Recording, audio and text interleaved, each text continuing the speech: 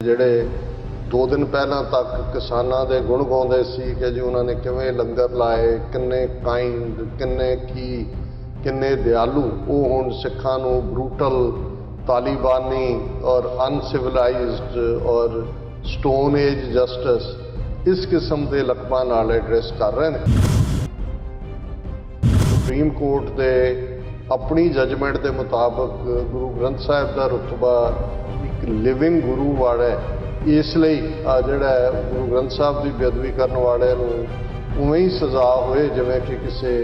Individual का murder जां उसका जिहड़ा कुछ उहदे जिहड़ी शान के खिलाफ हुंदा है। जदों तुसीं अपना फेथ, अपना मजहब जां अपनी विचारधारा नूं प्रैक्टिस कर रहे हो तो अपनी थां दे उत्ते कोई तुहाडे ते हमला करदा है और तुसीं उहनूं अपने आप नूं अपने फेथ नूं प्रिवेंट करन दे लई ਉਹਨੂੰ ਫੜਦੇ ਹੋ ਜਾਂ ਉਸ ਦਾ ਜਿਹੜਾ ਜਵਾਬ ਦਿੰਦੇ ਹੋ ਔਰ ਉਹ ਮਰ ਜਾਂਦਾ ਉਸ ਦੇ ਵਿੱਚ, ਤੁਹਾਡੇ ਲਈ ਇਹ ਹਿਊਮਨ ਰਾਈਟ ਹੈ ਕਿ ਤੁਸੀਂ ਆਪਣੇ ਆਪ ਨੂੰ ਡਿਫੈਂਡ ਕੀਤਾ। ਆਲਮੋਸਟ 7 ਸਾਲ ਦੇ ਤਜਰਬੇ ਤੋਂ ਬਾਅਦ ਜਿੱਥੇ ਫਿਰ ਕੋਈ ਅਪੀਲ, ਵਕੀਲ, ਦਲੀਲ ਨਾ ਰਹੇ, ਜਿਹਨਾਂ ਦੇ ਹੱਥ ਤਾਕਤ ਹੈ ਉਹੀ ਜ਼ੁਲਮ ਕਰਨ ਤੇ ਉਤਾਰੂ ਹੋਣ, ਫਿਰ आपन हथी अपना आपे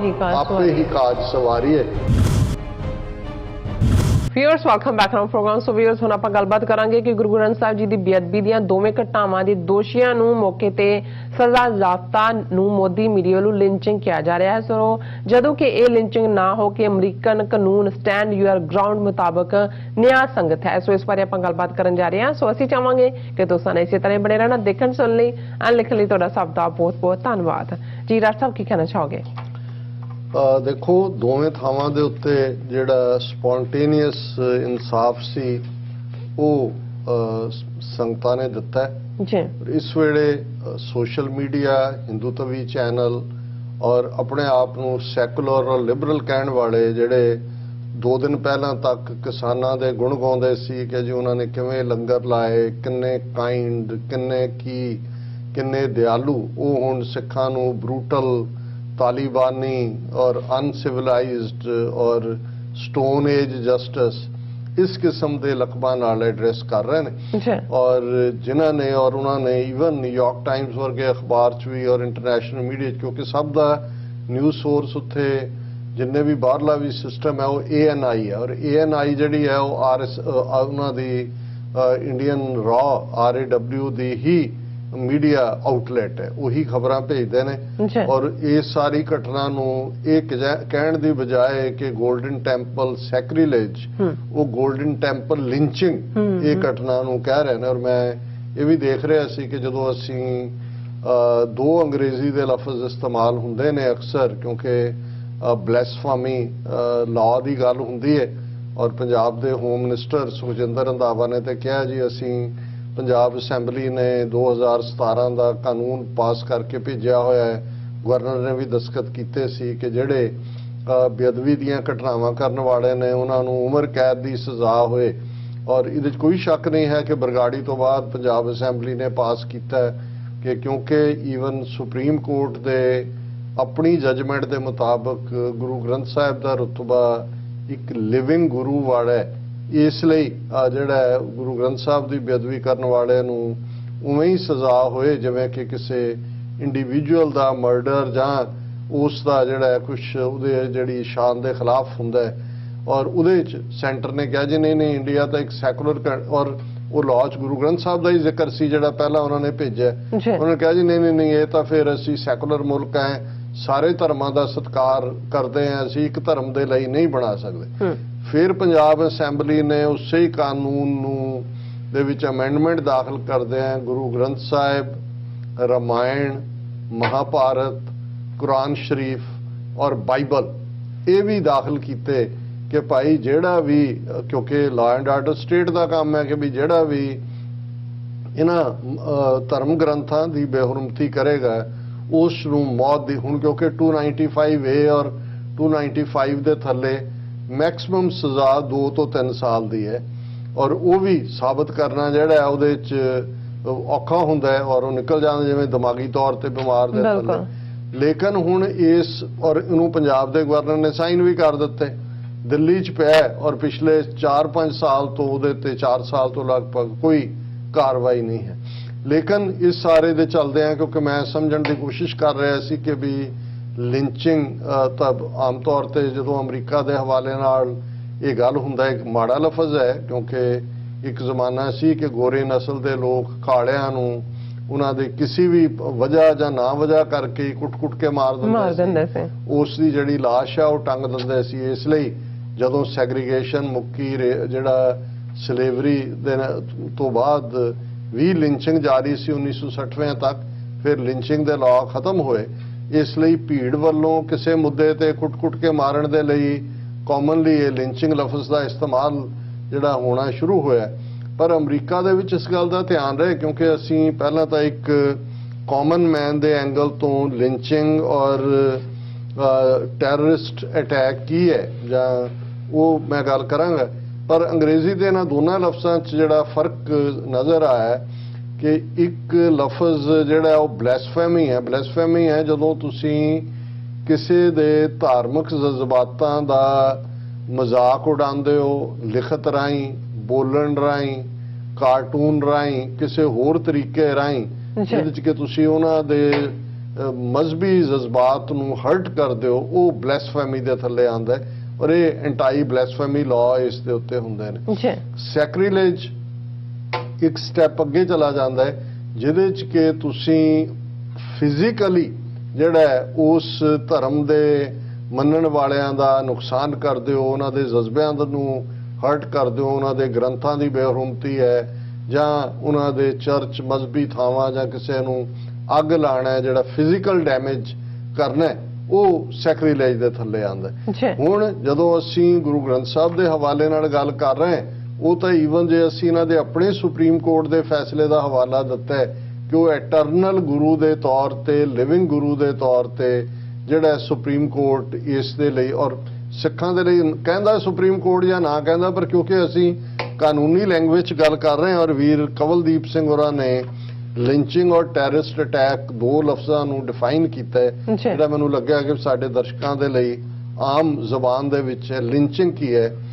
when you go out to a public place or probably to someone else's place or property and kill someone just because someone doesn't confine within boundaries of your faith, beliefs or ideology,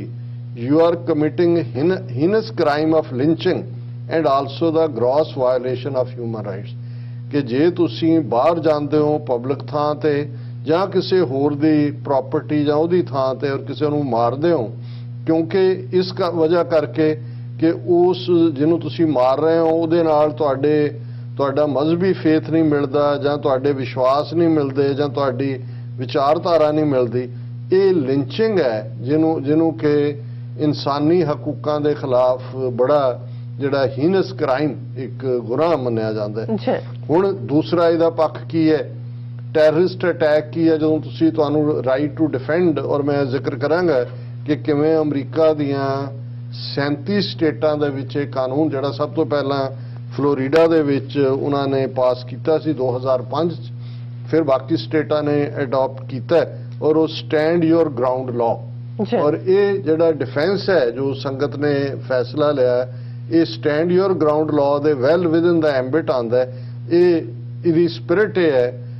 when you are practicing your faith and ideology at your own place or sovereign place of worship and someone attacks,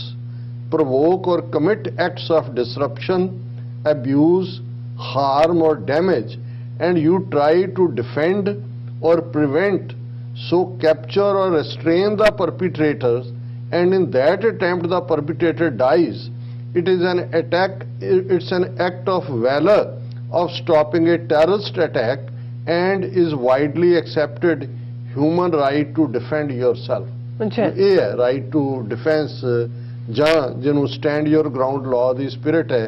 ਕਿ ਜਦੋਂ ਤੁਸੀਂ ਆਪਣਾ faith, ਆਪਣਾ ਮਜ਼ਹਬ ਜਾਂ ਆਪਣੀ ਵਿਚਾਰਧਾਰਾ ਨੂੰ practice ਕਰ ਰਹੇ ਹੋ ਤਾਂ ਆਪਣੀ ਥਾਂ ਦੇ ਉੱਤੇ ਆਪਣਾ ਘਰ ਹੈ ਜਾਂ ਤੁਹਾਡਾ ਪਲੇਸ ਆਫ ਵਰਸ਼ਿਪ ਹੈ, ਕੋਈ ਤੁਹਾਡੇ ਤੇ ਹਮਲਾ ਕਰਦਾ ਹੈ ਜਾਂ ਤੁਹਾਨੂੰ ਡਿਸਰਪਟ ਕਰਦਾ ਹੈ ਜਾਂ ਤੁਹਾਡੇ ਧਾਰਮਿਕ ਵਿਸ਼ਵਾਸ ਵਾਲੇ ਚੀਜ਼ ਨੂੰ ਡੈਮੇਜ ਕਰਦਾ ਹੈ ਔਰ ਤੁਸੀਂ ਉਹਨੂੰ ਆਪਣੇ ਆਪ ਨੂੰ ਆਪਣੇ ਫੇਥ ਨੂੰ ਪ੍ਰੀਵੈਂਟ ਕਰਨ ਦੇ ਲਈ ਉਹਨੂੰ ਫੜਦੇ ਹੋ ਜਾਂ ਉਸ ਦਾ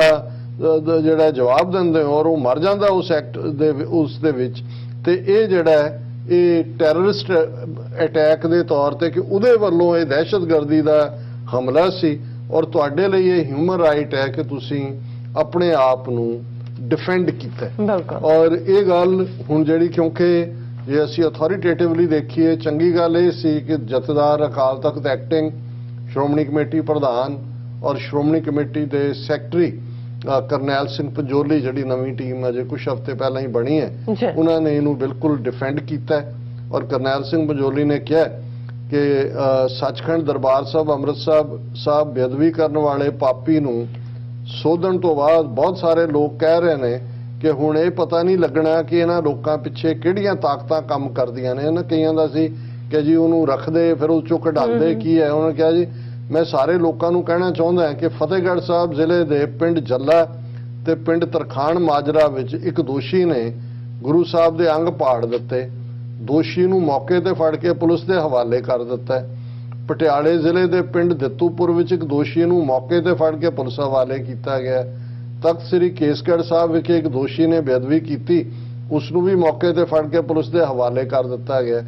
ਪੁਲਿਸ ਨੇ ਸਾਰੇ ਦੋਸ਼ੀਆਂ ਬਾਰੇ ਇੱਕੋ ਜਵਾਬ ਦਿੱਤਾ ਹੈ ਕਿ ਇਹ ਦਿਮਾਗੀ ਤੌਰ ਤੇ ਅਪਸੈਟ ਹਨ। ਇਹ ਬੰਦੇ ਅਜੇ ਵੀ ਪੁਲਿਸ ਕਸਟਡੀ 'ਚ ਹਨ ਤੇ ਜਿਨ੍ਹਾਂ ਨੂੰ ਇਸ ਦੋਸ਼ੀ ਦੇ ਸੋਧੇ ਜਾਣ ਦਾ ਬੜਾ ਦੁੱਖ ਹੈ ਤੇ ਪੜਤਾਲ ਕਰਵਾਉਣ ਦੀ ਬੜੀ ਚਿੰਤਾ ਹੈ, ਉਹ ਬੇਅਦਬੀ ਦੀਆਂ ਪਹਿਲੀਆਂ ਘਟਨਾਵਾਂ ਵਿੱਚ ਫੜੇ ਗਏ ਦੋਸ਼ੀਆਂ ਬਾਰੇ ਪੁਲਿਸ ਤੋਂ ਪੁੱਛ ਪੜਤਾਲ ਕਰਵਾ ਕੇ ਪੰਥ ਸਾਹਮਣੇ ਰੱਖ ਦੇਣ ਕਿ ਇਹਨਾਂ ਬੰਦਿਆਂ ਪਿੱਛੇ ਕੌਣ ਤਾਕਤਾਂ ਕੰਮ ਕਰਦੀਆਂ। ਜਦੋਂ ਪੁਲਿਸ ਅਤੇ ਅਦਾਲਤਾਂ ਇਨਸਾਫ ਹੀ ਨਾ ਦੇਣ ਤਾਂ ਕੁਦਰਤੀ ਹੈ ਕਿ ਪਾਪੀਆਂ ਨੂੰ ਪੰਥ ਅਤੇ ਸ਼ਰਧਾਲੂਆਂ ਦੇ ਗੁੱਸੇ ਦਾ ਸ਼ਿਕਾਰ ਹੋਣਾ ਹੀ ਪਵੇਗਾ। ਉਂਝ ਵੀ ਇਹ ਪੰਥਕ ਰਵਾਇਤ ਹੈ ਕਿ ਗੁਰੂ ਪਾਤਸ਼ਾਹ ਦੀ ਬੇਅਦਬੀ ਕਰਨ ਵਾਲਿਆਂ ਨੂੰ ਮੌਕੇ ਉੱਤੇ ਹੀ ਸੋਧਾ ਲਾਇਆ ਜਾਏ, ਐਵੇਂ ਨਾ ਤੜਫੀ ਜਾਓ।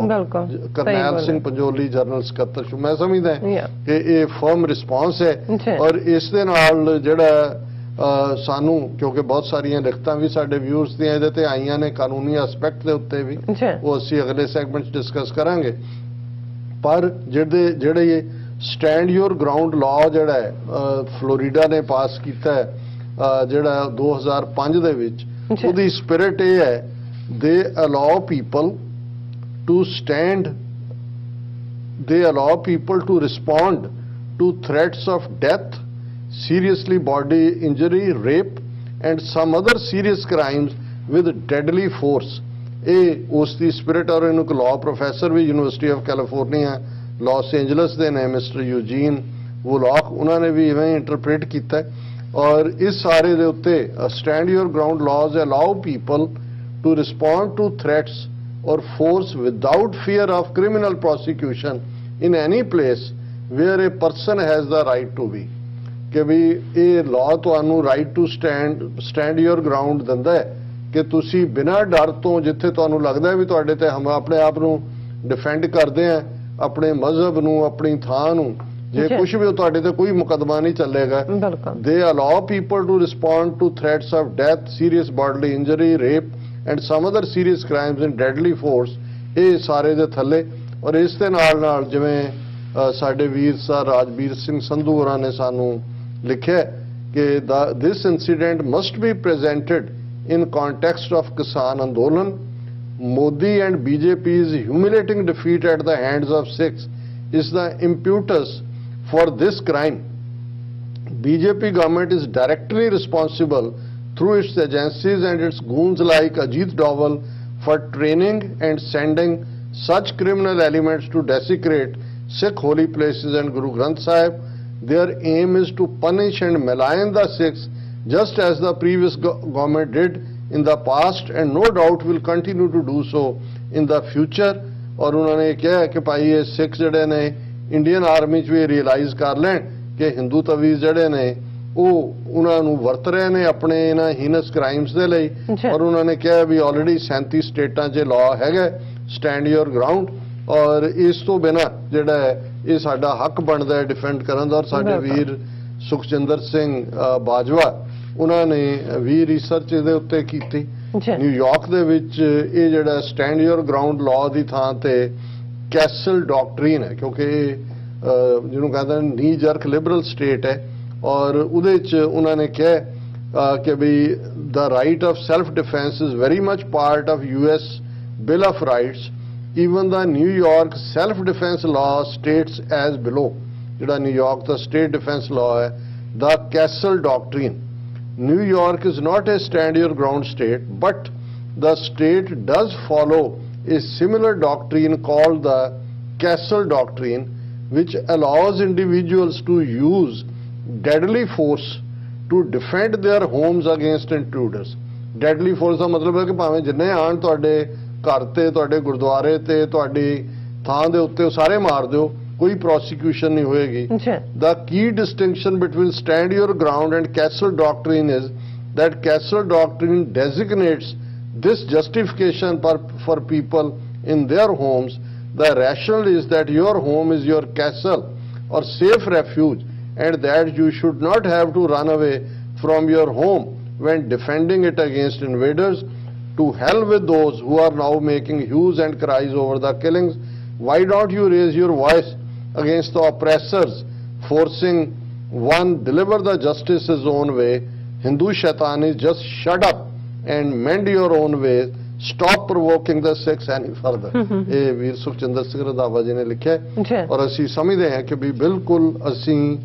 ਵੈਲ ਵਿਦਨ ਦਾ ਐਂਬਿਟ ਹੈ ਬਿਲਕੁਲ ਉਸ ਲਾਅ ਦੇ, ਜਿਹੜਾ ਸਟੈਂਡ ਯੋਰ ਗਰਾਊਂਡ ਹੈ ਜਾਂ ਕੈਸਲ ਲਾਅ ਹੈ।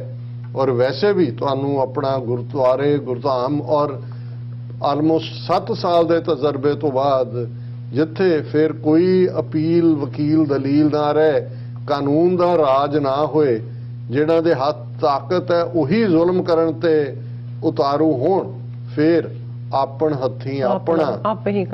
ਹੀ ਕਾਜ ਸਵਾਰੀਏ। ਸੋ ਜਿਨ੍ਹਾਂ ਨੇ ਇਹ ਕਾਜ ਸਵਾਰਿਆ ਉਹ ਵਧਾਈ ਦੇ ਹੱਕਦਾਰ। ਬਿਲਕੁਲ ਡਾਕਟਰ ਸਾਹਿਬ, ਤੁਹਾਡਾ ਬਹੁਤ ਬਹੁਤ ਧੰਨਵਾਦ। ਸਾਥ ਲੈਣੇ ਬ੍ਰੇਕ, ਵਿਊਅਰਸ ਤੁਸੀਂ ਇਸੇ ਤਰ੍ਹਾਂ ਬਣੇ ਰਹਿਣਾ। ਮਿਲਦੇ ਹਾਂ ਛੋਟੇ ਜਿਹੇ ਵਕਫੇ ਤੋਂ ਬਾਅਦ।